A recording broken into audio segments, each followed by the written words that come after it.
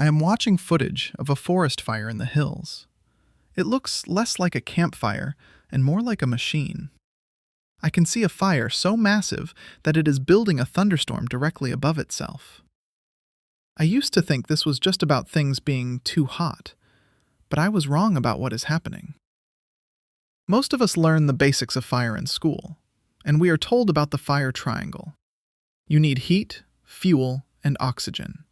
If you have those three, you have a fire. It is a simple, elegant idea, but I am telling you, it is too shallow to explain. Why our forests are suddenly behaving like runaway engines. The fire triangle explains a candle or a small heap of leaves, but it does not explain a megafire that leaps across 6-lane highways and creates its own wind. The real story is much more interesting. It is about the chemistry of wood and the physics of the air working together. To understand that, we must look deeper at how the forest itself is chemically prepared to burn, and how the air around it turns a spark into a self-amplifying system. Think about this for a second. Imagine I have 2 rows of logs sitting right in front of me. The first row has been sitting out in the rain for a week. They are heavy, dark, and damp to the touch. The second row has been sitting in a kiln until they are bone dry. Now, if I try to light both with the exact same match, I know exactly what happens next. The damp logs might hiss and smoke a little, but they will not really catch. The dry logs, however, seem to want to turn into flames the moment the heat touches them. They have a much lower barrier to cross. I find it remarkable because the match has not changed. The air has not changed. What has changed is the background state of the fuel itself. This is the part that gets me. We are moving into an era where our entire landscape looks less like those damp logs and more like the ones from the kiln. The background conditions have chemically lowered the threshold for the entire forest. But the air is the part people miss. Now, imagine putting those kiln-dried logs I mentioned inside a wind tunnel. Suddenly, it is not just about a spark anymore. The wind is pushing the heat from the first log directly into the second log, preheating it before the flame even arrives. This is a completely different chemical system than a quiet fire in a fireplace. In our modern forests, the heat, the extreme dryness, and the way the land is laid out act like that wind tunnel. It turns a simple chemical reaction into an accelerating front of energy. Here is the thing. The air is doing much more than just feeding the flames. It is redesigning the geometry of the entire fire. So, what is happening inside the wood? Before a tree can truly burn, it must go through a process called pyrolysis. You see, wood does not just catch fire all at once. First, the heat must drive out every drop of water trapped in the cells of the plant. This takes a lot of energy. Think of it as a tax the fire must pay before it can grow. If the wood is wet, the fire spends all its energy just turning that water into steam. But when the forest is bone dry from a long drought, that tax is gone. The energy can go straight into breaking down the wood itself. This is the critical moment. The solid plant tissue starts to thermally decompose into gases, vapors, and char. The forest is being chemically converted before it even flames intensely. And here is where chemistry really starts to get interesting. I want you to picture what is happening to the physical structure of the wood. A tree is mostly made of 3 things: cellulose, hemicellulose, and lignin. As the temperature climbs, these giant molecules do not just sit there. They start to snap apart. This is the part that gets me. The tree itself is not the flame. It is the feedstock being turned into flame. The heat is ripping those plant molecules into flammable gases and vapors, like carbon monoxide and methane. When you look at those massive, bright orange flames, you are not actually seeing the wood burning at all. You are seeing those released gases mixed with oxygen and igniting in the air. What is left behind is char, and a thick soup of tiny particles we call aerosols. The fire effectively manufactures its own fuel as it goes. That raises the question, why does drought change everything? It comes back to that water tax I mentioned earlier. In a normal year, the moisture inside the leaves and branches acts like a physical shield.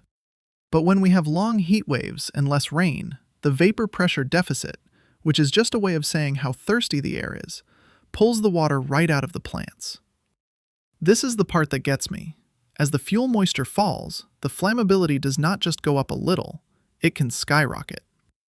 You see, when the moisture is low, the fire does not have to waste time or energy evaporating water. It can move straight into the pyrolysis phase I just described. Drought is not just dry weather, it is a massive reduction in the chemical barrier that normally keeps a forest from turning into a gas factory. But heat and fuel are only two sides of the story. Now we must look at the wind. Most people think wind just adds oxygen, but that is almost the least important thing it does. I want you to see what wind does to the physical shape of the fire. When the air stays still, the heat from the flames rises straight up and away from the ground. But the moment the wind picks up, it tilts those flames forward, toward the unburned forest ahead. This creates something called radiative and convective preheating.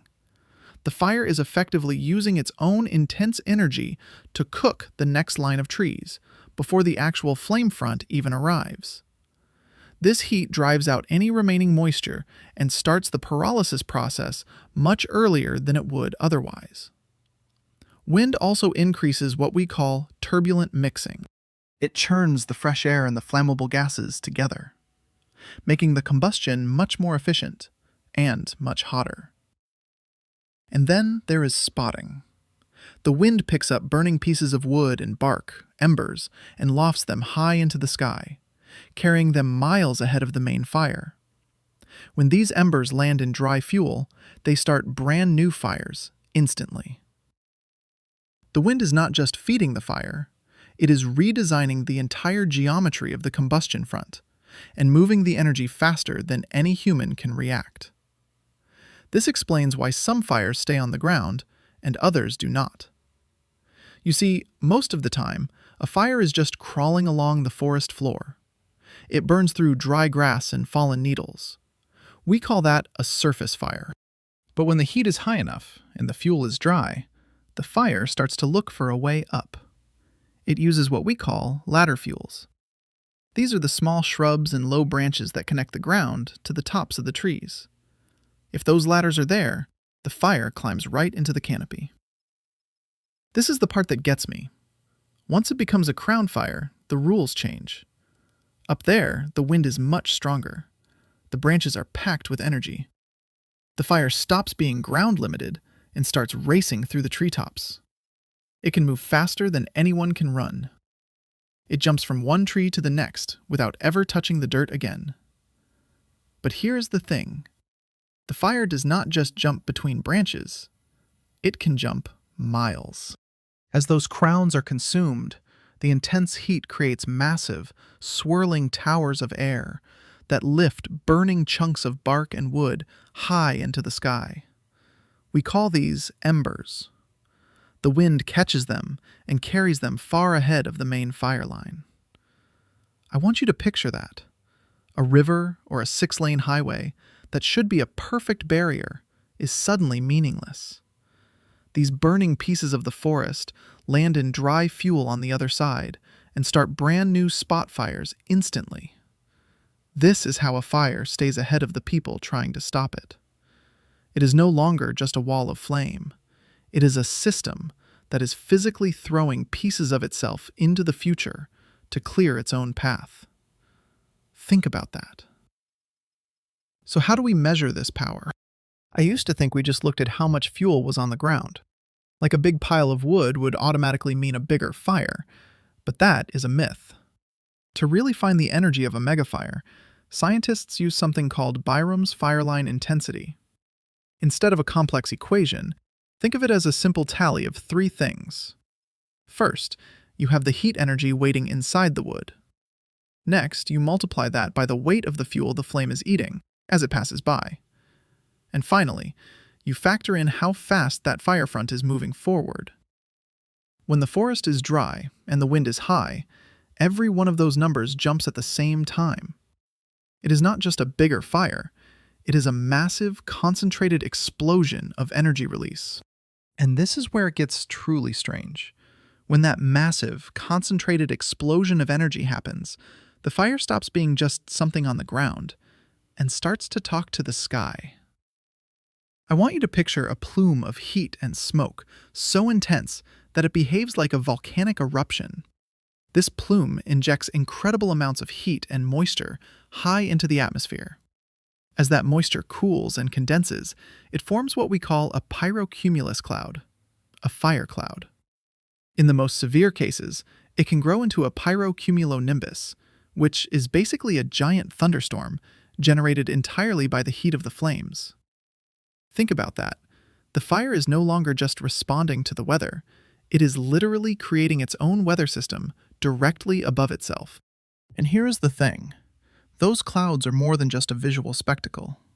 They are dangerous engines that complicate the entire battle. You see, once a firestorm cloud like that forms, it starts churning out its own erratic winds and violent downdrafts. This is where it gets interesting. Those winds can blow in any direction, making it nearly impossible for crews to know where the fire will turn next. But the most remarkable part, and the part that really gets me, is that these clouds can produce lightning. Think about that for a second. The fire is so powerful that it builds a cloud, and then that cloud shoots lightning back down into the dry forest, miles away, to start brand new fires. It is a feedback loop, where the fire is effectively recruiting the sky to help it spread. Even after the flames pass, the chemistry is not done. I want you to look at that smoke rising into the sky.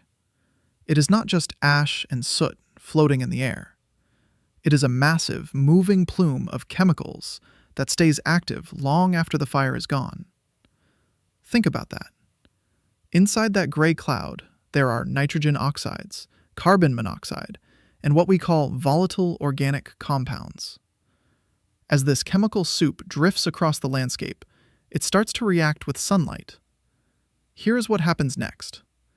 It creates ozone and tiny, fine particles that can be dangerous for people hundreds of miles away.